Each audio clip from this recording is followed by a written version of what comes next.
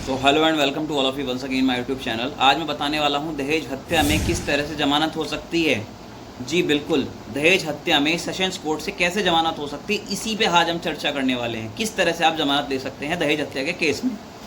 दहेज हत्या होती क्या है, पहले तो आप ये समझ लीजिए। दहेज हत्या होती है किसी महिला की शादी के बाद अपने ससुराल में 7 साल के भीतर मृत्यु हो जाना दहेज हत्या की श्रेणी में आएगा। आई होप ये क्लियर है। अब हम आगे बढ़ते हैं। दहेज हत्या पहले आईपीसी में थी, आईपीसी में थी 304 बी धारा में, ठीक है। अभी क्या हुआ है, 1 जुलाई 2024 से बीएनएस लागू हो गया है। तो जब बीएनएस लागू हो गया है तो धारा भी चेंज हुई होगी। अब धारा चेंज होके बन गई है 80 सबसेक्शन 2, 80 की उपधारा 2।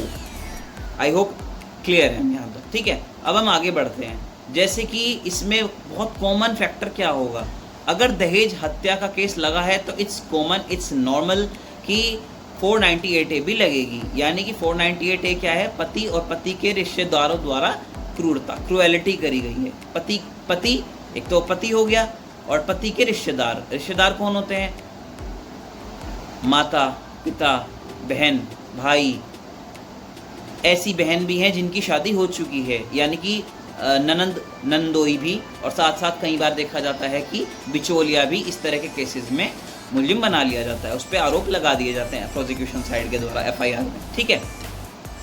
अब मैं बताने वाला हूँ कि जमानत नंदोई की सेशंस कोर्ट से ही कैसे हो गई थी। तो उस केस के फैक्ट कुछ ऐसे थे।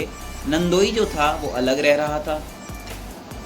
ऑब्वियस सी बात है भाई, शादी हो के लड़की अलग चली गई है आपकी, और जो है वो अलग ही रहेगा, नॉर्मल सी बात है।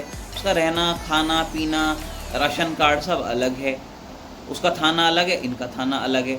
आई नो कि जो ज़रूरी नहीं है कि भाई जिस जगह रह रहे हैं उसी जगह क्राइम कमिट होगा। नो, इट्स नॉट मैंडेटरी, कहीं भी क्राइम कमिट हो सकता है। आप रहने वाले ज़िला सहारनपुर के हैं, क्राइम जो है हरिद्वार में भी करके आ सकते हैं, तो इट्स नॉर्मल, ये बहुत नॉर्मल सी बात हो जाती है।